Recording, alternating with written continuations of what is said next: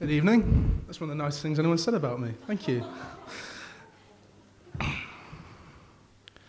I watched the snow fall off the fields, and though the hedges in their permanence had stood resolute for years, the whole world looked new.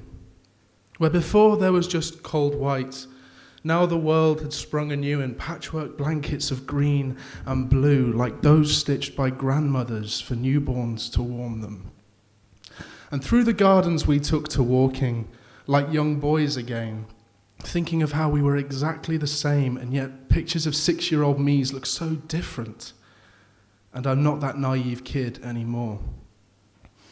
A seascape will, to the far-off observer or fisherman returning from his voyage, still yield the same cliffs and crags, but his beaches will turn to sand from endless stretches of pebbles. Dover still sparkles at Calais like England's own smile, but like plaque, the docks and harbours cling to their bases. And were Caesar to land 2,000 years beyond his own time, would he recognise those great cliff faces? A woman in her age may grimace in the mirror, poking cheeks that once were sallow, or trace the line of a stretch mark less than 5 days old, lamenting how the skin was smooth once, ignorant that she watches herself with the same eyes that saw her mother smile at less than 4 seconds old.